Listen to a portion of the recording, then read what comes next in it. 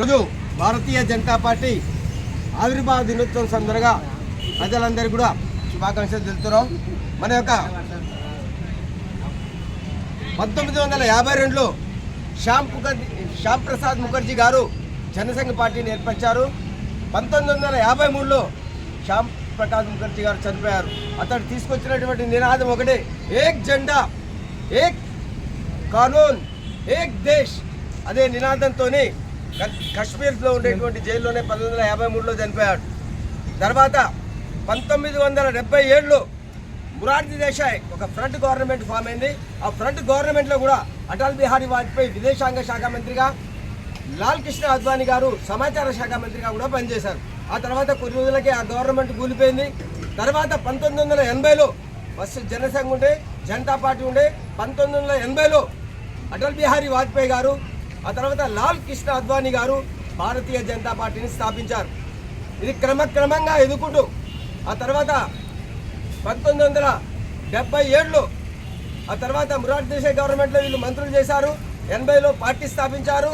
ఆ తర్వాత 1984లో ఇందిరాగాంధీ చనిపోయిన తర్వాత అక్కడ కాంగ్రెస్ పార్టీ మెజార్టీతో వచ్చింది. అక్కడ ఉండేటువంటి పెద్ద పెద్ద మేధావులు కూడా ఓడిపోయారు. ఓన్లీ 2 సీట్లు ఉండే పార్లమెంట్లో, ఒకటి ఉమ్మడి ఆంధ్రప్రదేశ్ నుంచి, ఒకటి గుజరాత్ నుంచి. అలా క్రమక్రమంగా పెరుగుకుంటూ వచ్చి 1991లో భారతీయ జనతా పార్టీ పార్లమెంట్లో 120 స్థానాలు గెలిచింది.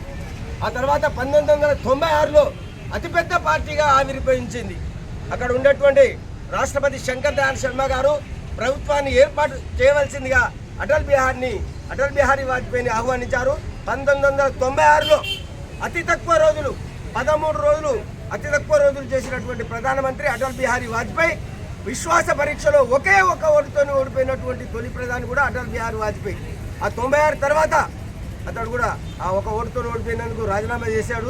మళ్ళీ 99 నుంచి 2004 వరకు పూర్తి పదవీకాలం 5 ఏళ్ల పదవీకాలాన్ని వాజ్పేయి గారు నిర్వహించారు. లాల్ కృష్ణ అద్వానీ గారు హోంశాఖ సహాయ మంత్రిగా, డిప్యూటీ ప్రధానమంత్రిగా కూడా ఉన్నారు. ఆ తర్వాత 2004లో 99 అయిన తర్వాత 2014లో 283 సీట్లతో నరేంద్ర మోడీ గారు మొదటిసారి ప్రధానమంత్రి అయ్యారు. ఆ తర్వాత 2019లో 303 సీట్లతో రెండోసారి ప్రధానమంత్రి అయ్యారు నరేంద్ర మోడీ గారు. ఆ తర్వాత మన 2024లో కూడా ముచ్చటగా మూడోసారి కూడా మన ప్రధానమంత్రిగా పదవీకరణ చేశారు. ఇక్కడ ఉండేటువంటి జనసంఘ్ కానీ, ఆర్ఎస్ఎస్ కానీ, సంఘ్ పరివార్ కానీ ఇవన్నీ కూడా బీజేపీకి పునాదులు, గట్టి పునాదులు. అవన్నీ ఆ విధంగా ఉన్నాయి కాబట్టి మనం ఈ విధంగా ఉంటున్నాం. ఇప్పుడు ఉండేటువంటి ప్రభుత్వాలు అమలు కాని సంక్షేమ పథకాలు పేర్లు చెప్పేసి రాష్ట్ర ఖజానాన్ని మొత్తం లూటీ చేస్తున్నాయి. ఒకసారి రాష్ట్రం అన్నకారానికి పోయిందనుకో, ఆ తర్వాత అది ఎవరి వల్ల కూడా కాదు. చూసాం, ఇథోపియా చూసాం, శ్రీలంక చూసాం, రాష్ట్రాలు ఏమైనా కూడా చూసాం, దేశాలన్నీ కూడా ఆగమైనాయి. కాబట్టి ప్రజలకు కావాల్సింది ఒకటే, ఉచిత విద్య, ఉచిత వైద్యం, రైతులకు ఫసల్ బీమా యోజన. ఇది భారతీయ జనతా పార్టీ కల్పిస్తుంది. ఇలాంటి సంక్షేమ పథకాలు భారతీయ జనతా పార్టీ ఏ రాష్ట్రంలో కూడా లేవు. కాబట్టి భారతీయ జనతా పార్టీని రాబోయేటువంటి స్థానిక సంస్థ ఎన్నికల్లో అత్యధిక మెజార్టీతో గెలిపించాల్సిందిగా మనవి. భారత్ మాతా కీ జై, భారత్ మాతా కీ జై, భారత్ మాతా కీ జై.